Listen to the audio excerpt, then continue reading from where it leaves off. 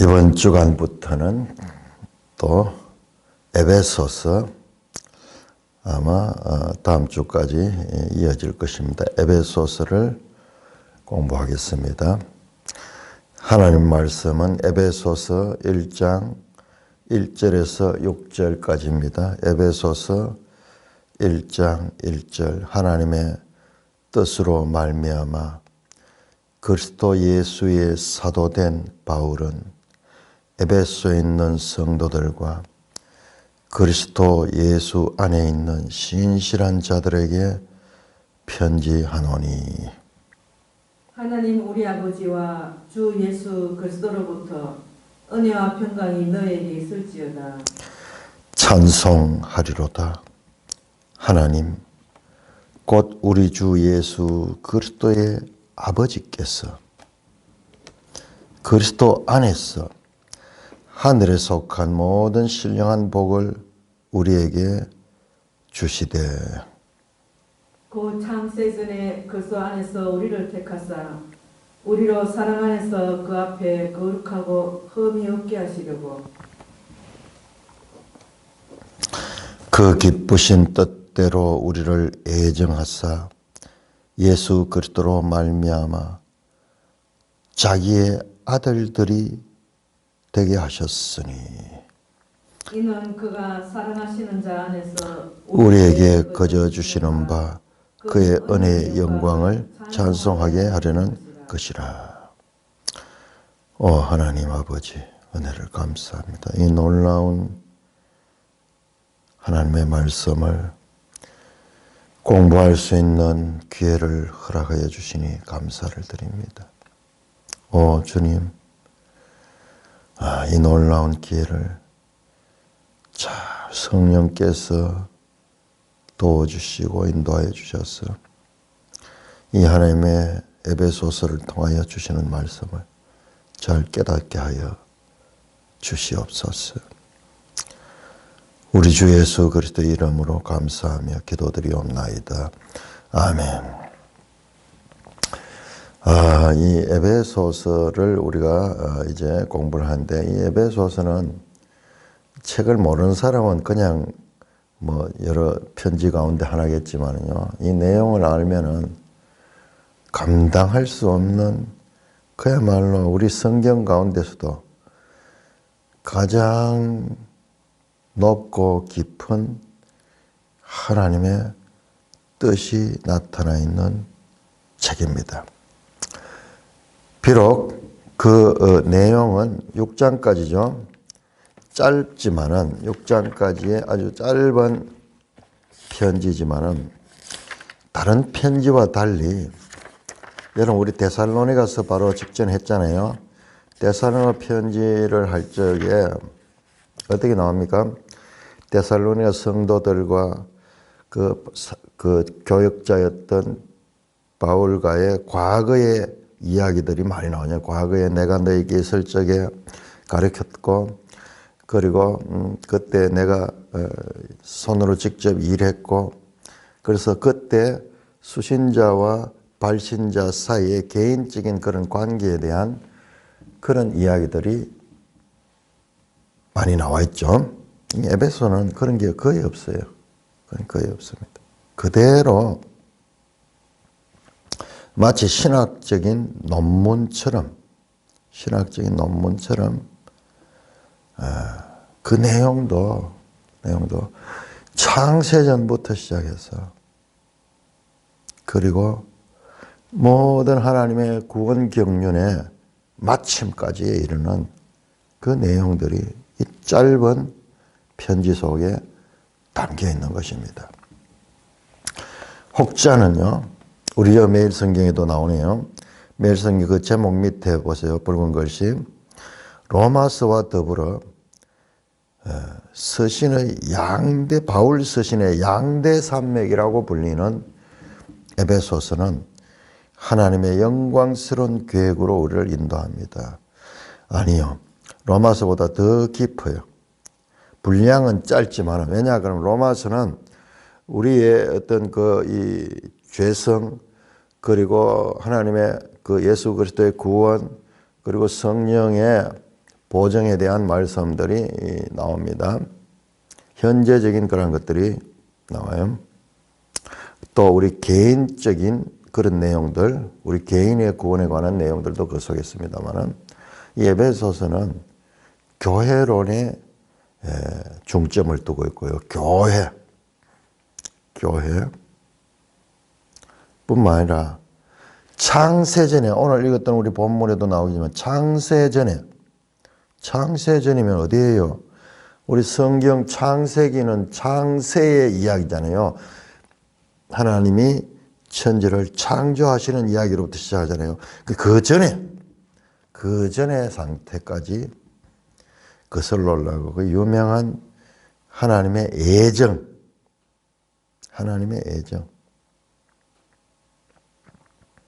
창조하기 이전부터 하나님의 애정하시고 선택하시고 그리고 유대인이나 이방이나 구별이 없는 교회를 세우시고 그 교회를 통한 하나님의 구원을 말씀하는 거예요. 교회는 그냥 성도들이 모여가 예배드리고 이런 차원이 아니라 그 교회는요, 하나님의 뜻이 실현되는 기관이고 그 교회는 하나님의 영광의 나라로 편입될 지상에 존재하고 있는 하나님의 기관이에요. 그래서 교회를 그리스도의 몸이라 그래요. 그런 내용이 이 에베소서에 있습니다. 그런데 제가 데살로니가서를 하는데도 한 장 한 장 하는데도 힘에 벅찰 정도로 그 내용들을 우리가 자세히 살펴야 되는데 이 데살로니가하고 심도 없이 바로 에베소는 보통 때는 이제 시편이라도 좀 있어가지고 조금 여유가 있는데 이 바로 에베소서가 나오니까는 그냥 하면 돼요. 그렇지만은 이 내용을 아는 사람으로서는 양심의 가책 때문에 그렇게 할 수 없어요. 다시 한번 심호흡을 하고 다시 한번 이 에베소서에 대해서 이제 올인해야 되는데 그럴 시간을 가지지 못해서 그러나 지금 이거를 또 이렇게 놓쳐버리면은 순서는 계속 나가고 우리 66권 성경을 골고루 공부하는 것이 또한 큰 하나의 이 목적이기 때문에 또 이것만 갖고 할 수는 없고 그래서 부족하지만은 아직 준비가 덜 됐지만은 이 에베소서를 들어가게 됩니다. 자, 에베소서를 보기 전에요. 우리 항상 제가 앞으로 데살로니가 할 때도 이야기했죠. 에베소서를 보려고 하면은 먼저 사도행전을 봐야 돼요. 자, 여러분들 신약 성경, 우리는 구약 성경에 대해서는 지금 많이 공부를 했는데 신약 성경이 오히려 빈약해요. 저 자신도 신약을 많이 아는 것처럼 신약 성경을 해보면요, 제 자신은 부족함을 많이 느껴요.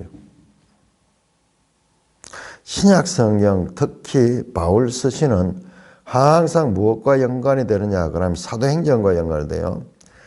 사도행전에 사도 바울이 우리 지난번에 데살로니가 교회를 개척하시고 거기에 대한 편지를 했죠. 에베소도 마찬가지예요.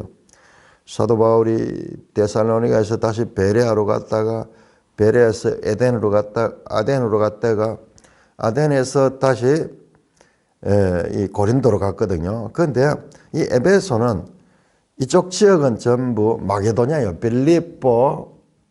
그러니까 지도를 머릿속에 넣어두지 아니하면은 안 됩니다. 빌립보 그리고 데살로니가, 아덴, 고린도 전부 이거는 유럽입니다. 마게도냐 지역이에요. 에베소는 소아시아예요. 에베소는 소아시아 지역입니다. 오늘날 터키 있는 이쪽 지역이에요. 소위 에베소는 소아시아의 7 교회 중에 하나죠. 그 가운데서도 요한계시록 2장에 7 교회가 나오는데 거기 제일 먼저 나오는 교회가 에베소죠. 7 교회가 나오는 에베소에서 저 마지막에 나타나는 교회가 뭡니까? 기억력이 막 예?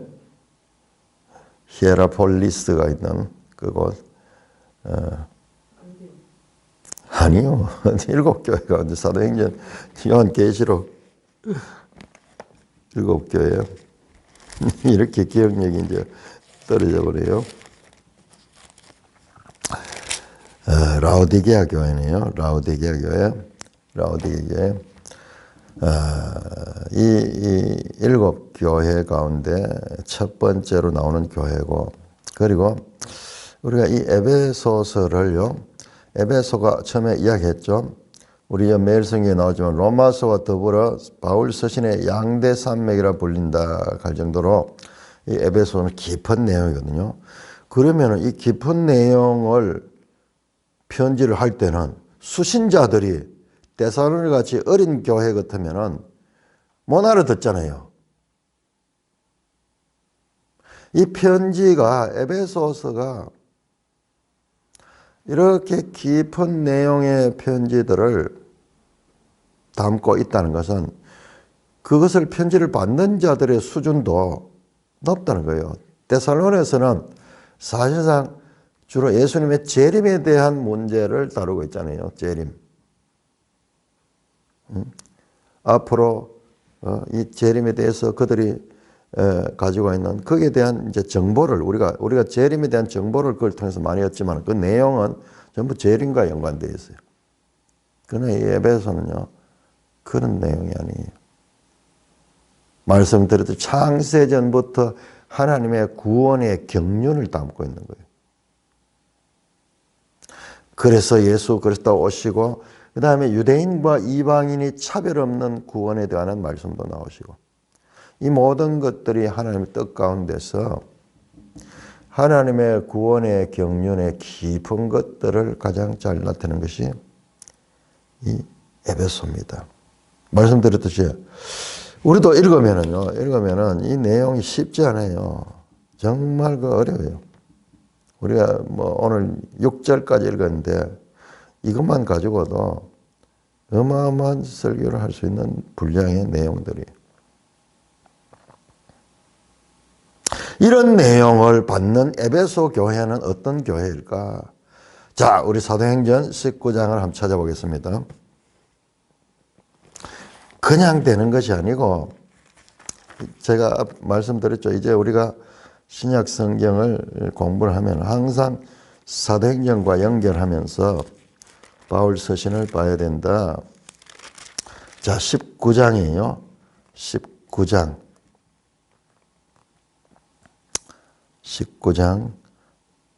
그러니까는 자, 우리 지도도 한번 볼까요? 지도 2차 바울의 전도 여행과 비교해서 볼까요?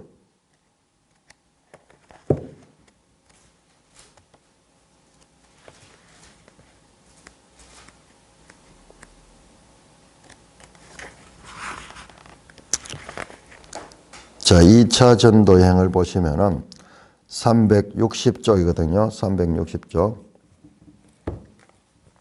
아, 여기 나오네요. 자, 보세요.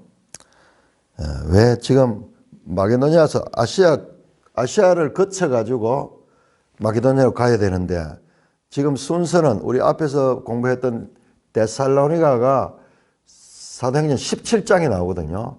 근데 에베소가 19장에 나오는 거예요. 순서로 보면은 아니 여기가 먼저 나오고 여기 나와야 되는데 왜 지금 순서가 돼 있는가? 자, 사도행전 360쪽 지도, 이 2차 전도 여행 코스를 보니까 이해가 되네요. 자, 출발이 예루살렘에서 출발해서 저 소아시아 지역으로 갔다가 사도행전 16장에서 거기에서 환상 가운데 마게도냐 사람화가 건너와서 도우라. 그래서 바울은 원래 아시아에만 복음을 전하려고 그랬는데 자, 여기를 건너가게 되죠. 배를 타고 사모다게를 지나서 빌립보로 가서 그 빌립보에서 투옥되었다가 다시 데살로니가 교회에 가서 데살로니가 교회를 세우고 거기서 다시 유대인들의 박해로 인해서 피신했다가 베레아로 갔습니다. 그 베레아에서 다시 저 아가야 지방의 아덴으로 갔다가 그 다음에 고린도로 갔다가 자, 이 고린도에서 배를 타고 가면서 방문했던 것이 에베소예요. 에베소는 1차 전도 여행의 이 전도 여행지에 포함이 될 거예요. 1차 전도 여행에 포함이 안 되네요. 1차 전도 여행이 안 나오네요. 자, 이 에베소가 그렇게 2차 전도 여행에서 돌아오는 길에 지금 이 19장 내용도 이 돌아올 때 만나는 이거하고 3차 전도 여행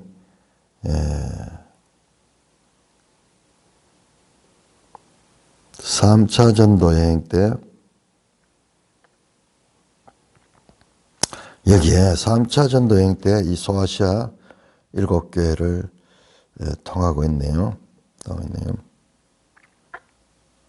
자, 이 부분을 우리가 하면 그렇네요. 이게 이래 되네요. 2차 전도 여행 때 에베소를 개척을 했네요. 개척을 하고 그 다음에 3차 전도 여행 때는 다시 한번 이 방문을 했네요. 그때 소아시아 7교회가 세워졌네요. 제가 이 부분이 부족하다니까 신약 성경에 지금 구약에 거기에 공부를 하다 보니까 신약이 부족한데 이제 앞으로 신약을 또 깊이 한 거예요. 자, 이렇게 됐네요. 자, 사도행전 19장 볼까요? 사도행전 19장. 이제 여기에 처음 사도 바울께서 에베소에 전도하는 내용이 나오네요. 사도행전 19장, 우리 19장을 한번 교독을 합시다. 19장 20절까지 한번 교독할까요? 아볼로가 고린도에 있을 때 바울이 윗지방으로 다녀 에베소에 와서 어떤 제자들을 만나 이르되 너희가 믿을 때 성령을 받았느냐?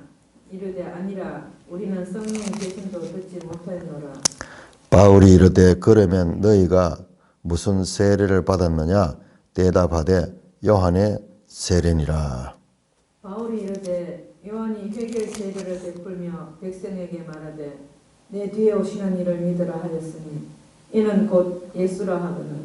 그들이 듣고 주 예수의 이름으로 세례를 받으니 바울이 그들에게 안수하며 성령이 그들에게 임하심으로 방언도 하고 예언도 하니 모두 12사람쯤 되니라. 바울이 회당에 들어가 석 달 동안 담대히 하나님 나라에 관하여 강론하며 권면하되 어떤 사람들은 마음이 굳어 순종하지 않고 무리 앞에서 이 도를 비방하거늘 바울이 그들을 떠나 제자들을 따로 세우고 두란노 서원에서 날마다 강론하니라. 자, 이 보세요. 석 달 동안 회당에서 하나님 나라를 강론했죠. 그럼 곳곳에 가는 곳마다 유대인들의 회당이 있는 거예요. 그러니까 유대인들이 디아스포라 됐던 것도 하나님의 경륜이에요. 하나님의 뜻이에요. 그들이 본토가 이민족에 의해서 식민지가 되고 추방되고 이랬던 것들조차도 결과적으로 하나님의 뜻을 이루는 그와 같은 과정이었다는 것을 우리 알게 돼요. 그래서 복음 전하는데 가는 곳마다 회당이 있으면 거기 가서 말씀을 전하는 거예요. 석 달 동안 이 에베소에서 담대히 하나님 나라에 권면했어요. 그러니까는 믿는 사람도 있고 마음이 굳어 순종하지 않고 무리 앞에서 이 도를 비방하는 자들. 항상 복음이 선포되면 두 가지 반응이 나오죠. 자, 마음이 굳어 순종하지 않고 돌 같은 마음이 되면 어떻게 되냐. 이 말씀을 받아들일 수 없어요. 오히려 비방하고 공격하며. 그러니까 바울이 어떻게 하냐. 그들을 떠나 일반 이 회당에 모이는 사람을 떠나가지고 따로 제자들을 따로 세웠다. 잘 순종하고 말씀에 반응 있는 자들을 따로 두란노성에서 날마다 강론하는, 날마다 안식일마다 말씀을 전하는 거지. 날마다 매일 성경을 가르쳐요. 매일 하나님 나라를 선포해요. 얼마 동안? 2해 동안 이같이 했다. 2해 동안이나. 와, 이만큼 사도 바울이 전도 여행을 하면서 아마 오랫동안 머물렀 것도 없을 거예요. 아마 가장 오래 머물렀을 거예요, 여기가. 그것도 집중적으로 매일 두란노 서원에서 거기에서 제자들을 따로 세워 집중 제자 훈련을 했습니다. 그래서 2해 동안 이같이 하니 아시아에 사는 자는 유대인이나 헬라인이나 다 주의 말씀을 듣더라. 이쪽 지역이 아시아잖아요. 이쪽 지역에 있는 사람들이 매일 여기서 이제 성경을 가르치고 하나님 말씀을 전하니까 그 소문을 듣고 사람들이 와서 다 예수에 대한 소문을 들었습니다. 바울이 거기서도 능력을 행하는 내용들이 나옵니다. 자, 21절 이후로 보면요. 바울의 영향력이 에베소에서 점점 커지니까는, 그리고 바울이 가리키는 게 뭐예요? 우상 숭배를 금하고. 그런데 이 에베소는 우상의 도시예요. 에베소는 이 아시아, 소아시아 가운데서도 아주 크고 지금 항구 도시네요. 바다를 끼고 있는 항구 도시에다가, 그리고 여기에 유명한 아르테미스 신상이 있는 곳이에요. 신전이 있는 신전. 그러니까 여러 지역의 사람들이 이 신전에 와서 이 신에게 제사를 드리고 이 신을 숭배하는 그것으로 해서 이 에베소의 많은 사람은 관광 수입 또는 종교적인 이런 신상을 만들어서 파는 그런 사람들이 여기에 이제 그걸 먹고 사는데, 바울의 가르침은 그런 것들을 다 우상이라고 하고 신전도 무시하고, 그러니까는 거기에 있는 사람들이 모여가지고 바울 일행을 다 쫓아내잖아요. 쫓아내는 그런 내용이 유명한 에베소에서 일어난 소동이에요. 23절 19장 20절 그때쯤 이 도로 말미암아 적지 않은 소동이 있어요. 즉 데메드리오 하는 어떤 은장색이 은으로 아데미 신상 모형을 만들어 직공들의 적지 않은 벌이를 하게 하더니 그 직공들과 그러한 영업하는 자들을 모아서 영업하는 자들을 모아가지고 자기들 장사에 방해되니까 그래서 바울을 박해합니다. 그래서 바울이 20절에 보면 소요가 그치고 바울은 제자들을 불러 고난 후 작별하고 떠나 마게도냐로 가니라. 떠나서 다시 마게도냐로 갔다 그러네요. 거지와 여러 말로 제자를 권하고 헬라에 이르러 거기 석 달 동안 있다가 배 타고 유대인들이. 자, 여기에 그러면은 3차 전도 여행인가? 자, 이렇게 개척된 곳이 에베소입니다. 이유를 알겠죠? 왜 에베소서는 그 내용이 다른 성경보다 더 훨씬 깊이 있는 그와 같은 메시지를 담고 있는가? 그 수신자들이 어떤 사람이가, 이 수신자들이 보통 사람이 아니라 사도 바울로부터 2해 동안, 2년 동안 날마다 강의를 들었던 그와 같은 제자들이 에베소 교회의 중심을 이루고 있습니다. 데살로니가 교회 비교할 수 없죠. 데살로니가 교회는 제자들이 없잖아요. 거기 3주 동안 새 안식일 동안 말씀을 전했거든요. 물론 딱 그 이외의 시간에도 교제가 있었고 이럴 수는 있겠지만은 가르칠 수 있는 시간이 없었어요. 그러나 이 에베소에는 2년 동안 매일 시간을 정해가지고 두란노 서원에서 이 어떤 학자들 이야기 들어보면 역사적인 고증을 하는데, 여기 두란노 서원이라는 것은 거기에 있는 그 에베소에 있는 유명한 공공기관이에요. 서원이니까 도서관이라도 뭐예요. 그런 로마의 영향하에 있는 그런 공공기관인데, 이거를 임대를 해가지고 낮에 한 12시에서 한 2시까지, 그때는 점심시간이라고 이 회당이 쉬니까는 이 두란노 서원이 쉬니까는 그 쉬는 시간을 임대를 해가지고 그렇게 했다. 뭐 그렇게 주장을 들은 적이 있어요. 그럴 수 있을 거예요. 좋은 시설을 가진 기관이에요. 그러니까는 편지 내용이 이렇게 깊이가 있는 것은 수신자들이 수준이 있는 수신자라는 것을 우리가 알 수 있겠죠. 7 교회 가운데도 첫 번째 나오는 거 보면 이 에베소 교회가 바울이 가장 어떤 바울의 가르침이 잘 전해진 곳이 에베소. 그 요한계시록 2장에도 보면 에베소 교회가 이 거짓 교사들을 분별하고요. 그들을 다 쫓아내고 하는 그런 교회였어요. 그러니까 바울 사도께서 가장 오랫동안 성도들을 가르쳤던 교회가 에베소. 그러니까 이 에베소 편지가 다른 서신보다도 더 깊이가 있습니다. 자, 우리 매일 성경 16쪽을 보시겠습니다. 16쪽을 보시면은 들어가는 말, 그 가운데서 아래 단락, 교회는 여전히 세상의 소망일까? 에베소서는 바로 이 질문에 답을 주는 편지다. 교회론이에요, 교회론. 그러니까는 중요하죠. 이 교회가 하나님의 구원의 경륜은요, 교회를 통한 구원이에요. 구약시대 이스라엘이 하나님의 구원의 경륜을 이루는 주 대상이었다면 신약은 그것이 바로 교회로 바뀌는 거예요. 이 교회는 이스라엘 같은 한 민족이 아니고 유대인이나 이방이나 모든 세상의 인류가 동참할 수 있는 그 기관이 교회예요. 그 구원 계시의 발전은 이스라엘에서 교회로의 발전이죠. 여러분. 그러니까는 이 교회가 얼마나 중요한지. 에베소서는 교회가 하나님의 계획에서 떼어낼 수 없는 소중한 공동체라고 가르친다. 당연하죠. 교회는 그리스도의 몸 자체예요. 몸 자체. 그리고 이 교회가 구원을 받습니다. 이 교회가 물론 그 교회 안에 소속돼 있더라도 물리적인 이 세상의 교회 안에 소속돼 있더라도 믿음을 제대로 가지지 않은 자는 그 교회의 이 진정한 구성원이 될 수 없어요. 구원을 받을 수 없습니다.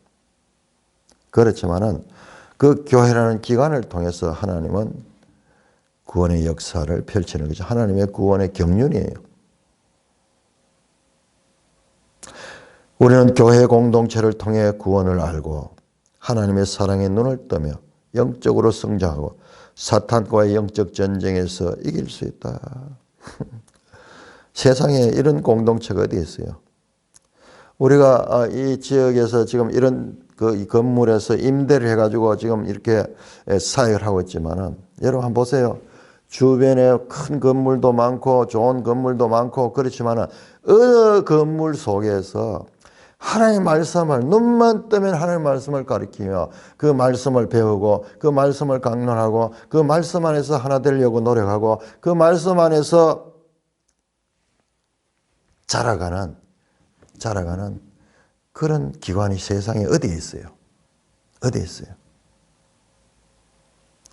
그 모습으로는 보잘것없을 수도 있지만 그럼에도 불구하고 이 교회를 통해서 하나님의 구원이 선포되고 하나님의 말씀이 가르쳐지고 하나님의 말씀이 찬송되는 하나님의 뜻을 높이는 하나님께 기도하고 그 하나님을 알아가는 이 일을 하는 곳은 이 세상 어디에도 없습니다. 교회밖에 없습니다.